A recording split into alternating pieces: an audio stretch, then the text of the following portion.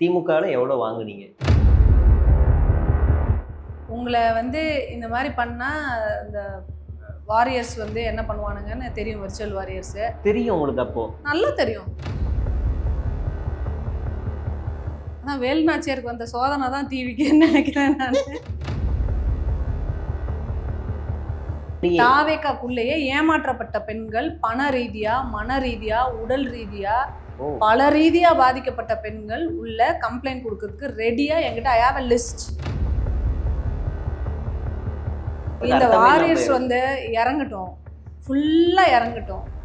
உங்களுக்கு வந்து ஒரு ஆடியோ லான்ச் ஜனநாயகத்தை விட பிரம்மாண்டமான ஒரு ஆடியோ லான்ச் நான் வச்சிருக்கேன். எனக்கு ஓகே. தாவேக்கா தான் அங்கீகாரம் கொடுத்து எனக்கு கிரீடம் வைக்கணுன்றது அவசியம் இல்லாத ஒரு விஷயம். தாவேக்கால இருக்க நிர்வாகிகள் எல்லாருமே ராஜ்மோகன் டிவிக்கே, அருண்ராஜ் டிவிக்கே, உங்களுக்கு கீழே டிவிக்குன்னு வச்சாதான்டா நீங்க மனுஷங்க உங்களை வெளியில தெரியும். எனக்கு ரஞ்சனா நாச்சியார் நீ அடிச்சு பாரு. நான் டிவிக்கே இல்லாட்டாலும் எனக்கான அடையாளம், எனக்கான மதிப்பு மரியாதையும் எனக்கும் இருக்கு.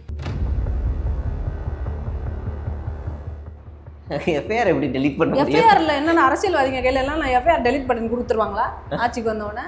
இந்த வளர்ந்து கெட்டவனுக்கு அது கூட தெரியல. யாராவது சொல்லி கொடுங்களேன்டா, அவனுக்கு அதுக்கு பண்ண முடியாதுடான்னு. நீங்க ஆதவ சொல்லலையா? அவனை தான் சொல்றேன். அவர்தான் சொல்லுங்க. ஆரோக்கியசாமின்னு பேரு, ஆனா கட்சிக்கு ஆரோக்கியம் இல்லாத ஒரு மனுஷன். நம்ம எல்லார்ட்டையும் என்ன சொல்லுவான்? நீ வந்து நீங்கெல்லாம் விஜய், நீங்கெல்லாம் விஜி. ஆனா விஜய்கிட்ட போய் என்ன சொல்லுவான்? நீங்க விஜய் இல்லை, நீங்க எம்ஜிஆர். கூடயே இருப்பேன், உங்கள் போராட்டங்களுக்கெலாம் வருவேன், உங்கள் பயணம் எல்லாத்துலேயுமே நான் இருப்பேன். நீங்கள் அழைக்காட்டாலும் உங்கள் ப்ரோக்ராம் எல்லாத்துக்கும் நான் வருவேன். லெட் மீ சி நீங்கள் how you behave with the women. சிவகார்த்திகின் ஒரு ட்ரெய்லர் இருந்துச்சு, ஒக்காளி வரண்டியே. அந்த மாதிரி இருக்கு. ஒவ்வொரு மாதமும் 3 மில்லியனுக்கும் அதிகமான பார்வையாளர்களை சென்று சேரும் எங்களது 3 சேனலிலும் உங்கள் நிறுவனத்தை விளம்பரப்படுத்த வேண்டுமா? கீழே உள்ள எண்ணை தொடர்பு கொள்ளுங்கள். வணக்கம் நேயர்களே, இன்று நம்மோடு இருக்கவங்க யார் அப்படின்னா, தாவேக்காவில் நிர்வாகியாக இருக்காங்க. ஆனால் தாவேக்கா நிர்வாகிகளால் திமுக ஸ்பைன்னு செல்லமாக அழைக்கப்படக்கூடிய ரஞ்சனா நாச்சியார் அவங்க தான் இருக்காங்க. வணக்கம். வணக்கம். திமுகவில் எவ்வளோ வாங்குனீங்க? பெட்டி பத்திரமா வச்சிட்டிங்கன்னா வெளியே சொல்லக்கூடாது. பார்த்து கேமரா ஆஃப் பண்ணுங்க, வேணா சொல்கிறேன். பெட்டியெல்லாம் கொஞ்சம் கேர்ஃபுல்லாக இருக்கும். எத்தனை பெட்டி மேடம்? ஒரு 10? இல்லை, கேமரா ஆஃப் ஆயிருந்தால் வேணா சொல்கிறேன். Camera off. ஆஃப் பண்ணிக்கிறீங்களா? ஆஃப். உள்ள அந்த ரூமை திறந்தீங்கன்னா இருக்கும். ஒரு 2L. கம்மியாக எடை போடாதீங்க எப்போவும். ஏன்னா வந்து கம்மியாக எடை போட்டது டிவிக்கு. அப்போ ஒரு 50C. ஏன் வச்சுக்கோங்க. 50C. ரஞ்சனா நாச்சியார் அவர்கள் 50Cக்காக தாவேக்காவிலிருந்து விஜய் அண்ணனுக்கு துரோகம் பண்ணியிருக்காரு அப்படின்னு ஒரு தலைப்பு போட்டுறேன். என்ன மேடம், அது வந்து அவங்களோட பர்சனல், எங்கள் விஜய் அண்ணனோட பர்சனலை நீங்கள் பேசக்கூடாது, அதில் வந்து அது அவங்க குடும்பத்தோட 4 பேர் விஷயம், நீங்கள் பேசுகிறதுக்கு உங்களுக்கு என்ன ரைட்ஸ் இருக்குதுன்னு அந்த கட்சிக்காரவங்க லைனாக அவங்க மேலே அடுக்கடுக்காக புகார் வைக்கிறாங்க.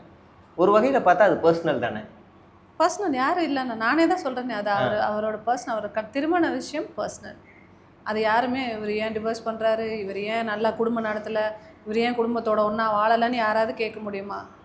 அது அவங்க பர்சனல். லீடர்ஸ்க்கும் லைஃப் இருக்குது, அவங்க பர்சனல் லைஃப்பும் அடியாகும். இதெல்லாம் கேட்கவே, அவர் லீடராக இருந்தாலும் கேட்க முடியாது, ஆக்டராக இருந்தாலும் அதை கேட்க முடியாது. பட் அப்படி ஒரு இஷ்யூ இன்னும் ஒரு 50 நாள் தான் இருக்குது நமக்கு எலெக்ஷனுக்கு அப்படின்ற ஒரு சூடான ஒரு கட்டத்தில் இருக்கும். இந்த டைமில் அவர் ஒரு நடிகையை கூட்டிகிட்டு வந்தது தான் வந்து விமர்சன பொருளை ஒழிய அவரோட பர்சனல் வாழ்க்கை விமர்சன பொருள் கிடையாது. நடிகையை கூட்டிகிட்டு வர்றது அப்படிங்கிறது, இப்போ ஆடியோ லான்ச் ஜனநாயகம் ஆடியோ லான்ச் நடந்தது. பூஜா ஆக்டே கூட இப்படி பேசிகிட்டு இருந்தார்.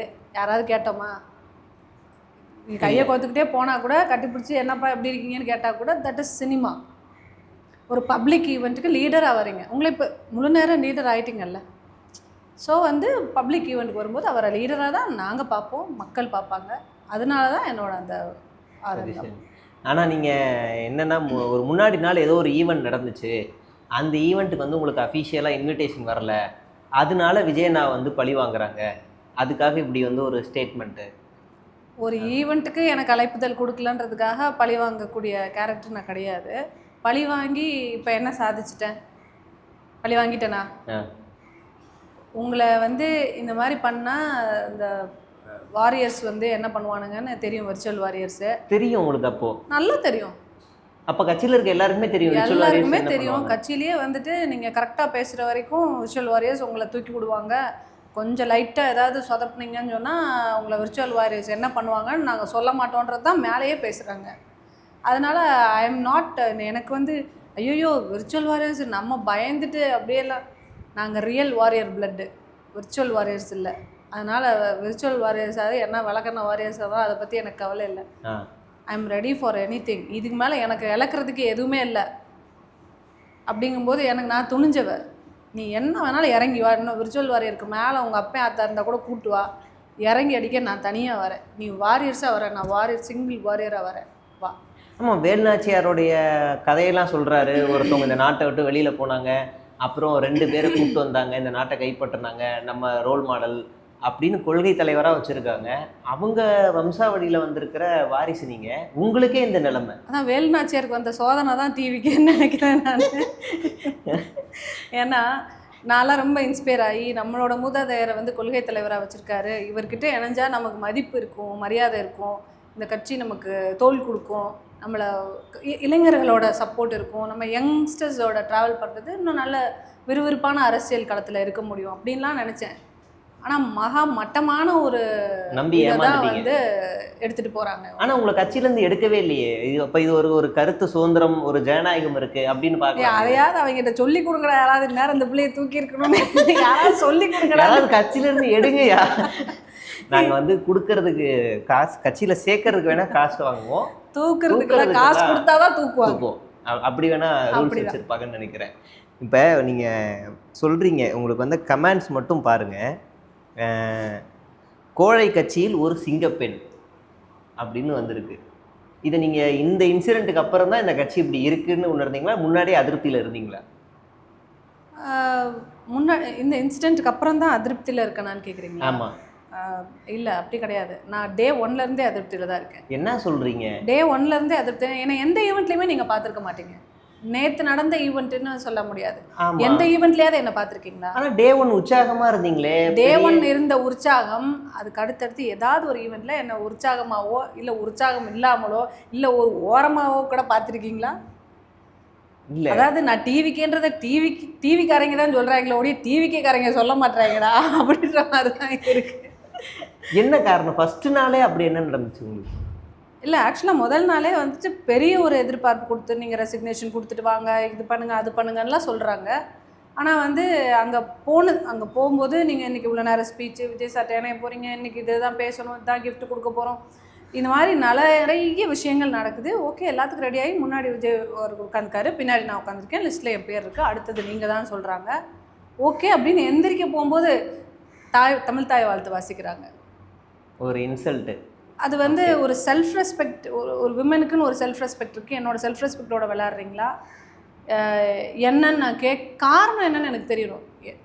என்னை கூப்பிட்டது வந்து நான் வந்து உங்கள் கட்சியில் இருக்க தேன்மொழியோ மலர்வெளியோ இல்லை.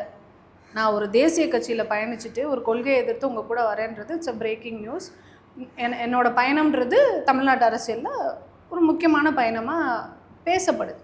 நானும் ஒரு கடுகளவு பங்கீடு என்னோடய பங்கை நான் கொடுத்துருக்கேன் அரசியலுக்கு. ஸோ நான் வந்து பெரிய ஆளுன்னு நான் சொல்ல வரல. என்னோடய கடுகளவு பங்கு தமிழ்நாட்டு அரசியலுக்கு நான் கொடுத்துருக்கேன், அது எல்லாருக்கும் தெரிஞ்சது. ஸோ அப்போ எனக்கான அங்கீகாரம் நீங்கள் கொடுக்கலனாலும் அசிங்கப்படுத்தாமல் இருக்கும். நிச்சயமா. எனக்கு அன்னைக்கு தோணுது என்னன்னு கேட்கும்போது தூக்க கலக்கத்தில் நைட்டெல்லாம் அந்த ப்ரோக்ராமுக்காக வேலை பார்த்ததில் தூக்க கலக்கத்தில் உங்களை மிஸ் பண்ணிட்டோம். தப்பாக நினச்சிக்க வேணாம். அப்போ நீங்கள் தான் வர சொல்கிறீங்க, நான் தான் பேசு பொருள். அந்த பேசு பொருளாவது உங்களுக்கு அன்னைக்கு தெரிஞ்சுதா, உங்களுக்கு என்ன தான் நடக்குதுன்னு உலகம் தெரியுதான்ற அளவுக்கு எனக்கு அன்னைக்கு ரியலி அப்செட். ஆனால் நான் யாருன்னு கேட்டது தூக்க கலக்கம்னு சொன்னது என்னால் ஏற்றுக்கவே முடியாத ஒரு விஷயம். ஓகே, புது கட்சி என்னை பொறுத்துட்டு நான் அப்படி தான் பாசிட்டிவாக தான் நான் நிறைய எடுத்துப்பேன். புது கட்சி, புதுசு அரசியலுக்கு அவங்களுக்கு இது தெரியல எப்படி டீல் பண்ணுறதுன்னு. சரி ஓகே, நம்ம பயணிப்போம். எனக்கு அங்கீகாரம் கொடுக்குறது பெரிய விஷயம் இல்லை. நம்ம வந்திருக்கிறது for a purpose, not for the post. எனக்கு கட்சியில் பதவிக்கோ எனக்கு அங்கீகாரம் பெருசாக நீங்கள் அங்கீகாரம் கொடுக்கலனாலும் எனக்கான அங்கீகாரம் எனக்கு இருக்குது. எனக்கு தாவேக்கா தான் அங்கீகாரம் கொடுத்து எனக்கு கிரீடம் வைக்கணுன்றது அவசியம் இல்லாத ஒரு விஷயம். தாவேக்கால இருக்க நிர்வாகிகள் எல்லாருமே ராஜ்மோகன் டிவிக்கே, அருண்ராஜ் டிவிக்கே, இப்படி எல்லாரும் டிவிக்கேன்னு வச்சாதாண்டா ஒரு கிளை உங்களுக்கு உருவாகுது. உங்களுக்கு கீழே டிவிக்கேன்னு வச்சாதாண்டா நீங்கள் மனுஷங்க உங்களை வெளியில் தெரியும். எனக்கு ரஞ்சனா நாச்சியார் நீ அடிச்சு பாரு, நான் டிவிக்கே இல்லாட்டாலும் எனக்கான அடையாளம், எனக்கான மதிப்பு மரியாதையும் எனக்கும் இருக்குது. நீங்க எதை நம்பி ஏமாந்து இந்த கட்சிக்கு வந்தீங்க? ஒரு மாற்றம் இருக்கும், ஒரு சுறுசுறுப்பான விறுவிறுப்பான அந்த ஒரு அரசியல், ஃபோர்ஸபிளான ஒரு அரசியல்னா நான் கொஞ்சம் ஃபோர்ஸபிளான பர்சன். எனக்கு வந்து எதையுமே வித்தியாசமாக பண்ணுறது பிடிக்கும், எனக்கு கொஞ்சம் களத்தில் நின்று பண்ணுறது பிடிக்கும். அப்போது இது எதுக்குமே அங்கே வேலை இல்லை, அங்கே சும்மாவே இருங்க, பிறப்புக்கும் எல்லா உயிருக்கும்னு மேடையில் பேசுகிறாங்க, கீழே இறங்கி வந்து வாயை மூடி பேசுவோன்றாங்க. ஆமா, அதை நான் கேட்கணும்னு நினைச்சேன். பெண்களுக்கு பாதுகாப்பு, எஸ்பி பாதி, ஆண் பாதி, எஸ்பி பாதி. ஆனால் ஒரு மாவட்ட செயலாளர் கூட ஒரு பெண் கூட இல்லையே, பெண் மாநில நிர்வாகிகளும் இல்லையே. அறியப்பட்ட முகமா இருக்கீங்க நீங்க. அறியப்பட்டவங்களாம் இருக்கக்கூடாது, முதல்ல இருக்கக்கூடாது, வியூஸ் அதிகமாக போகக்கூடாது. விஜய் மட்டும்தான் பார்க்கணும், விஜய்க்கு அடுத்தபடியாக இன்னும் 4 பேர் இருக்காங்க, அவங்க மட்டும்தான் பார்க்கணும், வேறு யாரும் வந்துடக்கூடாது. நீங்கள் நல்லா பாருங்கள், முகம் தெரிந்த நபர்கள் உள்ளே இருக்க முடியாது. ஆமாம், நீங்கள் யாரை வேணாலும் பாருங்கள், தாடி பாலாஜி எடுத்துக்கோங்க, கொஞ்சம் முகம் தெரிஞ்சிருச்சு வைஷ்ணவிக்கு, இவங்க தான் தெரிய வச்சாங்க, வைஷ்ணவிலாம் யாருக்கும் தெரியாது, இவங்களே தான் தெரிய வச்சாங்க. தெரிஞ்ச உடனே இவன் மூஞ்சி ரொம்ப தெரிஞ்சிருச்சுடா, இவளை அடிக்கிறான்னு சொல்லிட்டு அடிக்க ஆரம்பிக்கிறாங்க. அதாவது சின்ன பிள்ளைங்க விளையாடுற மாதிரி இருக்குது. நான் வந்து நிறைய பொலிட்டிக்கல் மீட்டிங்ஸ் போயிருக்கேன், நேஷ்னல் லெவலில் இருக்க லீடர்ஸ் வரைக்கும் நான் வந்து ட்ராவல் பண்ணியிருக்கேன். நான் பழகின லீடர்ஸ் வரைக்கும் ரெஸ்பெக்ட் கொடுக்குறது வந்து பொலிட்டிக்கல் லீடர்ஸ் வந்து நான் ரொம்ப அட்மையர் பண்ணது அண்ணாமலை அவர்களெல்லாம் அந்த அளவுக்கு ரெஸ்பெக்ட் கொடுப்பாரு. எவ்வளோ நேரம் ஆனாலும் அதை கூப்பிட்டு சொல்லுவார், இன்றைக்கி லேட் ஆயிடுச்சுங்க, நாளைக்கு இது என்னன்னு பார்க்கணுன்ற அதை சொல்லணுன்றதெல்லாம் ஒரு லீடருக்கு அவசியம் இல்லை. கீழே இருக்கவங்ககிட்ட சொல்லி, செக்ரட்டரிட்ட சொல்லி அவங்க நாளைக்கு வர சொல்லுன்னு சொல்லலாம். But leader will admit every issue. இந்த போக்கு வந்து எல்லா கட்சியிலையுமே இருக்கு. நீங்க எடப்பாடி ஈஸியா அக்சஸ் பண்ண முடியும், எனக்கு தெரிஞ்சது அண்ணாமலை பண்ண முடியும், அண்ணாமலை அக்சஸ் எனக்கு தெரிஞ்ச அண்ணாமலை நான் சொல்றேன். நீங்க வானதி சீனிவாசன் அக்சஸ் பண்ணலாம். ஆமா, கண்டிப்பா. இவர் இல்லைன்னா அவங்கள கேட்கலாம், அவங்க இல்லைன்னா இவங்களை கேட்கலாம். இவங்க யார் ஃபோனையுமே எடுக்க மாட்டாங்க, யாருமே ஃபோன் எடுக்க மாட்டாங்க. எனக்குமே ஃபோன் எடுக்கக்கூடாதுன்னு கற்றுக் கொடுத்தாங்க. அதுவும் விஜய் தான் டிபியை வச்சிருக்கீங்க. விஜய் தான் இப்போ என் தலைவராக இருக்காரு, அதனால தான் அவரை டிபியில் வச்சிருக்கேன். என் தலைவர் விஜய் தானே. ஸோ நான் அவரை நோக்கி பயணிக்கணும்னு வந்திருக்கேன். ஆக்சுவலாக அவருக்கு நிறைய அநீதி நடக்குது உள்ள, அவருக்கே தெரியல உள்ள என்ன நடக்குது, அவரை சுற்றி இருக்கவங்க என்ன செய்கிறாங்க, அவரை ஏமாத்துறாங்கன்றது அவருக்கு தெரியல. நிறைய பெண்கள், நான் டேட்டா வச்சுருக்கேன், நான் ஒரு லிஸ்ட்டே வச்சுருக்கேன், தேவைப்பட்டால் அது எல்லாமே கொடுப்பேன். ஒரு டேட்டாவே அதிருப்தியில் இருக்கவங்க கடல்ல, இவங்கெல்லாம் ஏமாற்றப்பட்டவர்கள். தாவேக்காக்குள்ளேயே ஏமாற்றப்பட்ட பெண்கள், பண ரீதியா, மன ரீதியா, உடல் ரீதியா, பல ரீதியா பாதிக்கப்பட்ட பெண்கள் உள்ள கம்ப்ளைண்ட் கொடுக்கறதுக்கு ரெடியா என்கிட்ட ஐ ஹேவ் a லிஸ்ட். நீங்க இந்த லிஸ்ட்டை வெளியிட்டீங்கன்னா இல்ல நடத்தின போராட்டத்துக்கு இந்த வாரியர்ஸ் வந்து இறங்கட்டும், ஃபுல்லா இறங்கட்டும். உங்களுக்கு வந்து ஒரு ஆடியோ லான்ச், ஜனநாயகத்தை விட பிரம்மாண்டமான ஒரு ஆடியோ லான்ச் நான் வச்சிருக்கேன். அந்த ஆடியோ லான்ச்சுக்கு டேட் அவங்களே ஃபிக்ஸ் பண்ணட்டும். அன்னைக்கு நான் ஆடியோ லான்ச்சை ரிலீஸ் பண்ணுறேன், அன்னைக்கு பார்த்துக்கலாம். அதுக்கப்புறம் என்னன்றதை அதுக்கப்புறம் பார்த்துக்கலாம். அவங்க வந்து அந்த பட்டியல் தேர்தலுக்கு முன்னாடியே வந்துருமா, அது அவங்களோட ஃபோர்ஸை பொறுத்து, அந்த ஃபோர்ஸ் வந்து எப்படி இருக்குன்றதை பொறுத்து நான் ரியாக்ட் பண்ணுறது. ஓகே, இப்போ இந்த அறிக்கை வர்றதுக்கு முன்னாடி வரைக்கும் உங்களுக்கு ஃபயர்லாம் விட்டுட்டு இருந்தாங்க. அதுதான் எனக்கு, நான் போய் ஒரு டிபேட்டில் பேசுகிறேன், இதில் பேசுகிறேன், எல்லாத்துலேயும் பேசும்போதெல்லாம் எடுத்து நான் ஒன்றுமே பேசியிருக்க மாட்டேன். அக்கா ராக்டு ஆங்கர் ஷாக்டு, அக்கா ராக்டு ஆங்கர் ஷாக்டு, அக்கா ராக்டு வீரப்பெண்ணு சிங்கப்பெண்ணுன்னாங்க. எனக்கு தெரியும் ஒரு நாள் எனக்கு இப்படி போடுறவன் எல்லாரையும் நோட் பண்ணி தான் வச்சுருக்கேன். இவங்க எல்லாம் என்னை ஒரு நாளைக்கு கழுவி ஊற்றுற நாள் வரும்டா, என்னைக்குன்னு பார்த்துட்டு தான் இருக்கேன். நான் வெயிட் பண்ணிட்டு தான் இருந்தேன். லைக் இவங்களுக்கு வந்து ஒவ்வொன்றையும் நம்ம சொல்லி கொடுக்க முடியாது. எதுக்கு நீங்கள் எனக்கு ராக் போடணும்னு அவசியமும் இல்லை, ஷாக் போட வேண்டிய அவசியமும் இல்லை.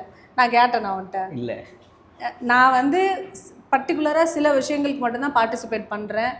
எதுக்குமே பார்ட்டிசிபேஷனில் கூட வந்துட்டு சில இடங்களில் வந்து பயப்படுறாங்க, ஏன்னா முகம் தெரிஞ்சிருச்சுன்னு சொன்னால். இப்போ என்னோட இது வந்து கொஞ்சம் ரீச் அதிகம், அதனால வந்து ஏன்னா பீயிங் நம்ம வந்து already we are in lime லைட்டுன்றதால நமக்கு வந்து ரீச் அதிகமாக இருக்கும்.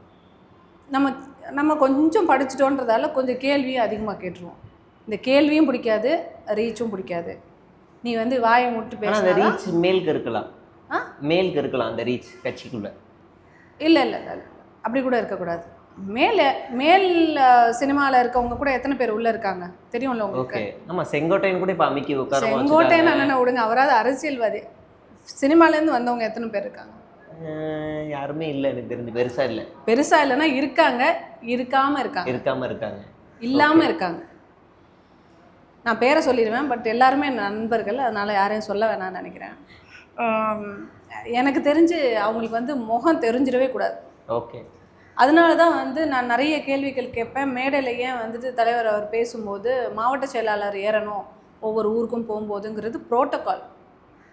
ஓ, இப்போ இதெல்லாம் நீங்கள் தான் இன்ஸ்ட்ரக்ஷன்ஸ் கொடுத்தீங்களா? ஆமாம், ஏறது ஃபர்ஸ்ட் ஈரோடில் தான் ஏறினார். அதான் சொல்கிறேன், நான் இதை பல நாளாக டே 1லேருந்து சொல்லிட்டு இருக்கேன். அப்புறம் முதல்ல வெளியே வரும்போதுலேருந்து அவர் எந்த ஊருக்கு போகிறாரோ அங்கே அந்த மாவட்ட செயலாளர், அந்த மாவட்ட நிர்வாகிகள், அதுதானே அந்த மாவட்ட நிர்வாகிகளுக்கு நீங்கள் கொடுக்குற அங்கீகாரம்.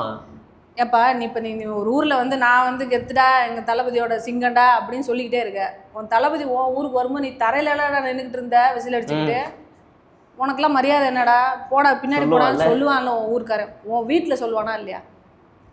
உன் வீட்டில் ஊருக்குள்ளே சொல்கிறத விட சோசியல் மீடியா சொல்லிட்டு உன் வீட்டிலே கேட்பான், உனக்கு என்ன மரியாதை இல்லை, நீ என்ன தலைவன் சொல்லிக்கிட்டு இருக்க, இங்கே நீ தான் சிங்கம்னுக்கிட்டு இருக்க, உன்னை மதிக்கவே இல்லையா அவங்க கேட்பானா இல்லையா?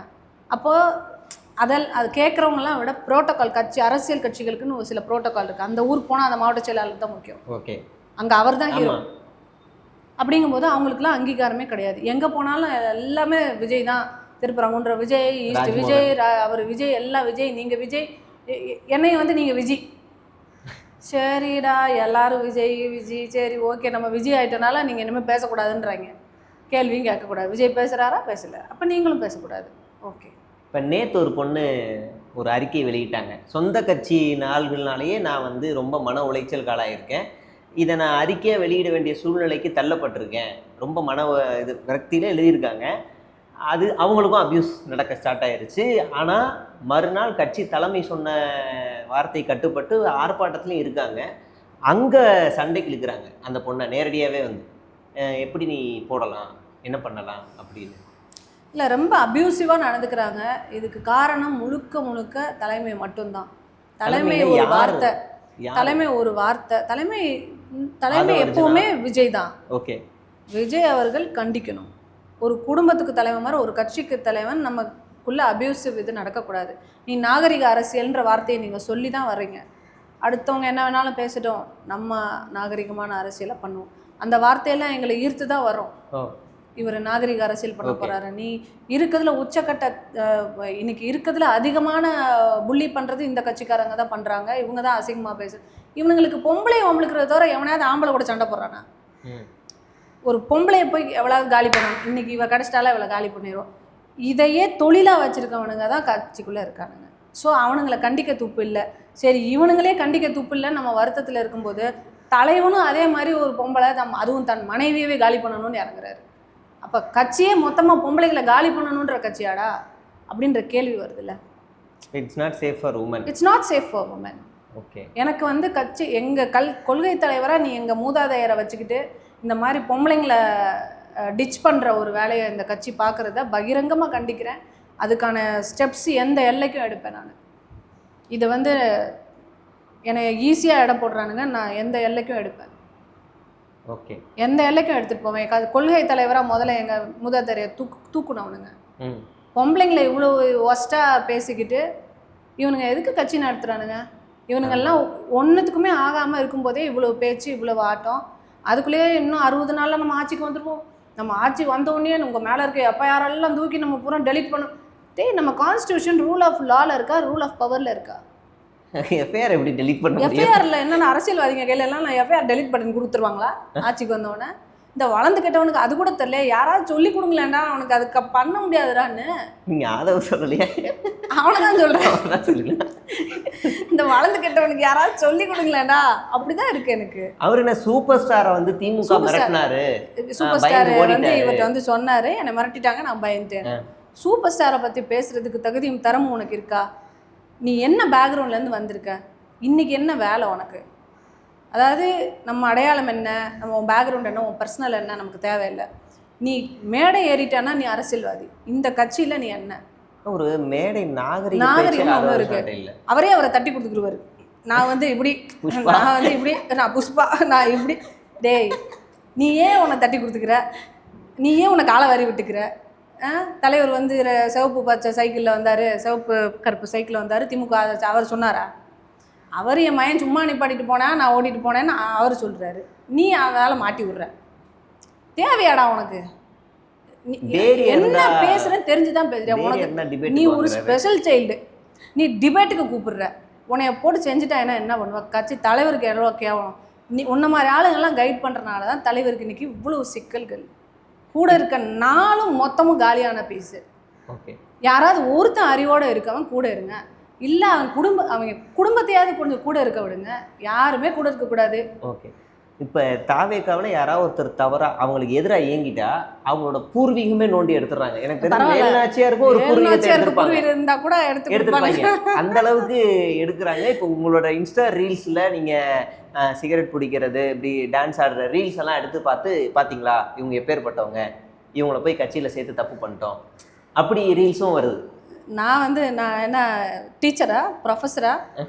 நான் ப்ரொஃபஸரான்னு கேட்டேன். நான் ஆக்டர்டா, உங்கள் அண்ணன் மாதிரி நானும் ஒரு ஆக்டர்டா. ஒரு நாளைக்கு போலீஸாக நடிப்பேன், ஒரு நாளைக்கு டாக்டராக நடிப்பேன், ஒரு நாள் சிகரெட் பிடிச்சி நடிப்பேன், ஒரு நாள் தண்ணி அடித்து நடிப்பேன். That is none of your business. நான் கட்சிக்கு வந்து என்னோடய செயல்பாடு எப்படி இருக்குது?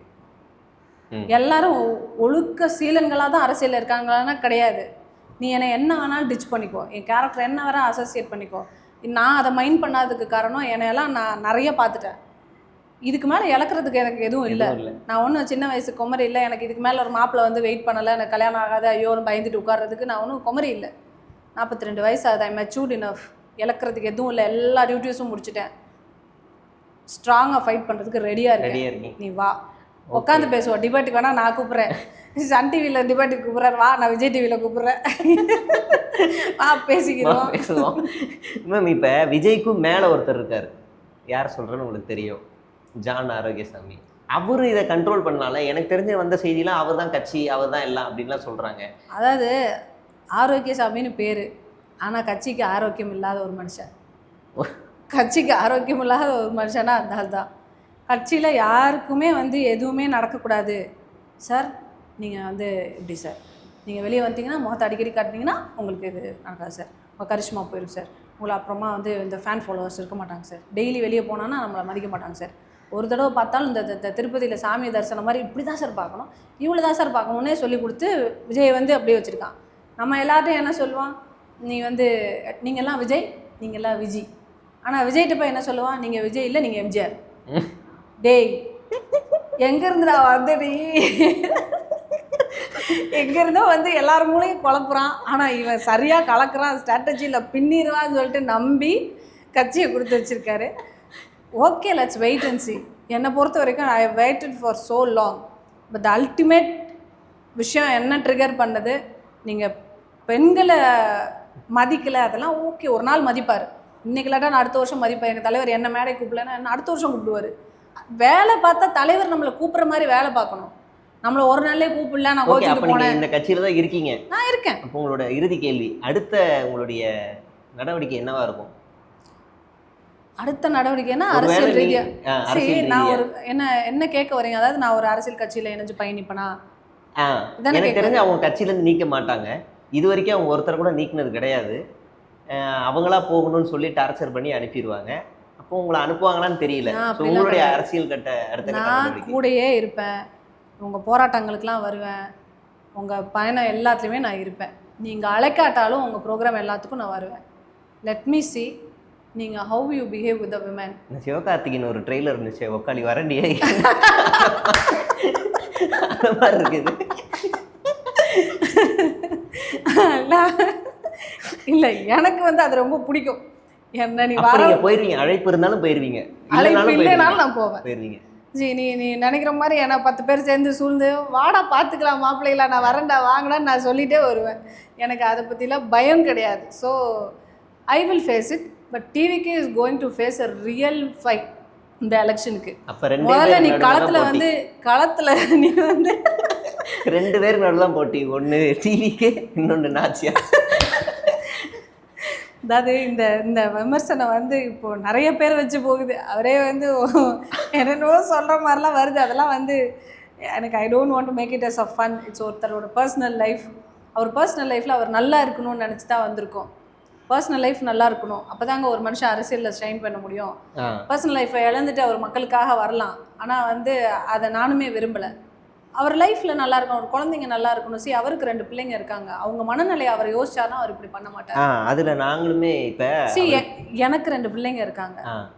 இப்போ என்னையே நீங்கள் இவ்வளோ பேசுகிறீங்க, என் பிள்ளைங்க மனநிலை என்ன தெரியுமா உங்களுக்கு தெரியுமா? ஒருத்தர் அரசியல் சோஷியல் லைஃப்னு வந்தால் அவங்கள என்னெல்லாம் பண்ணணும். I am prepared enough. But நம்ம குழந்தைகளையும் அதே மாதிரி ப்ரிப்பேர் பண்ண முடியுமா? முடியாது. விஜய் இஸ் ப்ரிப்பேர்ட், எல்லாத்தையும் ஃபேஸ் பண்ணுறதுக்கு ரெடியாகி தான் அவர் வெளியே கூப்பிட்டு வர்றாரு. பட் அவர் பிள்ளைங்க ப்ரிப்பேர்டாக இல்லை. ஒன்றும் இல்லை, சும்மா ஒரு அறிக்கை அவர்கிட்ட இருந்து வரட்டும். என் மேலே சமூக வலைதளங்க வர கருத்துக்கள் எல்லாத்தையும் நீதிமன்றத்தில் சட்ட ரீதியாக சந்திப்பேன்னு சொல்லி இருந்தா இவ்வளோ பெரிய கான்ட்ரவர்சி இல்லை. இது ஏதாவது ஒரு பெரிய விஷயத்துல போய் முடியும். ஏதோ இந்த கரூர் சம்பவம் மாதிரி ஒன்று பெருசாக நடக்க விட்டு தான் வேடிக்கை பார்ப்பாங்க. நம்ம முன்னாடியே போவோம், அங்கே போய் இது ஏற்பாடு பண்ணுவோம், ஃபீமேலுக்கான இது எல்லாம் இருக்கான்னு செக் எல்லாம் நம்ம நாளைக்கு அங்கே இது நடக்குதே, அதுக்கு நம்ம வந்துட்டுமா, அங்கே என்ன வேலை என்ன வேலையெல்லாம் இல்லைம்மா, நீ வீட்லேயே இரு, உனக்கு ஒன்றும் வாழை இல்லை அப்படின்னா நான் என்னடா வேலை கேட்டேன், நான் என்னமோ பனையூரில் பண்ண வேலை கேட்டேன் வந்த மாதிரி, உனக்கு வேலையே இல்லை, எல்லாம் வேலை பார்க்க ஆள் இருக்குன்ற. நம்ம என்ன கேட்குறோன்னா இவருக்கு புரியுதா புரியலையா, சரி ஓகே நம்ம பாட்டுக்கு பண்ணிகிட்டே இருப்போம். பண்ணிகிட்டே இருக்கும்போது ஒரு நாள் இட் வில் சேஞ்சுன்ற ஒரு மனப்பக்குவம் இருக்கும்ல, அது வந்து இவ்வளோ வேகமாக வந்து வெடிக்கும்னு நான் நினைக்கல. பட் ஒரு நாள் வெடிக்குன்றது டே 1லே எனக்கு தெரியும். ஓகே, ஏன்னா த வேர்ட் நான் தூக்க கலக்கத்தில் விட்டுட்டேன்னு அவனுக்கு சொன்னது. ஓகே, எனக்கு தெரியும் அன்னைக்கே இது ஒரு நாள் பிளாஸ்ட் தான். ஆமாம், எனக்கு ரொம்ப ஷாக்கிங் என்னென்னா, கட்சிக்குள்ளே இருக்க ஒரு பெண் திடீர்னு தைரியமாக வந்து ஓப்பனாக மனசு விட்டு பேசியிருக்காங்க. பல பேர் பல்ல கடிச்சிட்டு இருக்காங்க, நீங்கள் ஓப்பனாக சொல்லியிருக்கீங்க. அதுக்கே வந்து உங்களுக்கு நிறைய பேர் வாழ்த்துக்களும் சொல்கிறாங்க. வெட்டி வாங்கிட்டோம்ல, இப்போ பிளாஸ்ட் தான் ஓகே, உண்மையிலேயே ரொம்ப தைரியமாக இருக்குது. உங்களுடைய அரசியல் பயணம் வெற்றிகரமாக மாற எங்களுடைய வாழ்த்துக்கள். உங்களுடைய நேரம் ஒதுக்குனதுக்கும் ரொம்ப சந்தோஷம். ஆக்சுவலாக ரொம்ப சீரியஸாக நிறைய இன்டர்வியூஸ் கொடுத்துருக்கேன். நான் உங்களோட சேனலில் கொடுக்கணுன்னு ரொம்ப விரும்பினதுக்கு காரணம் ரொம்ப ஜாலியாக, ரொம்ப ஜோவியலாக, ஃபன்னியாக போகுன்ற ஒரு காரணத்துக்காக தான் இந்த சிரிச்சுக்கிட்டே ஒரு இன்டர்வியூ கொடுக்குறது. நம்மளை ஒரு கொஞ்சம் ஒர்க் ஸ்ட்ரெஸ் ஃபஸ்ட்டு நாள் கட்சியில் சேரும்போது தூக்க கலக்கணும்னு சொன்னதை சொன்னீங்கல்ல, இப்போ இந்த இன்டர்வியூவில் பதிவு பண்ணுறேன். ஒரு 3 நாளாக காலையில் 7 மணிலேருந்து நைட்டு 10:30 வரைக்கும் கண்டினியூஸ் ஷூட்டு முடிச்சுட்டு வீட்டில் போய் எத்தனை மணிக்கு தூங்குறது? அது வேற. நேற்றுல 10:30 மணிக்கு முடிச்சுட்டு வீட்டுக்கு போயிட்டு இந்த ஆதவர்ஜி நான் பேசினதை கேட்டு உட்காந்து அடிக்க ரெடி பண்ணிட்டே உடனே என்றா டே இதுலேயும் கட்சி பண்ணி நைட்டாக உட்காந்து 12 மணிக்கு போஸ்ட் பண்ணிட்டு தான் தூங்கினேன். ஸோ அந்தளவுக்கு வேலை நமக்கு ரொம்ப ஹெக்டிக்காக இருக்குது. பட் ஸ்டில் எனக்கு வந்து ஐ என்ஜாய். உங்களோட இன்டர்வியூ ரொம்ப பிடிச்சிருந்துச்சு, ரொம்ப சந்தோஷம். ட்ரோல் மீடியா உங்களோட சப்ஸ்கிரைபர்ஸ்க்கு என்னோட வாழ்த்துக்கள். ரொம்ப நன்றி. Keep growing. தேங்க்யூ.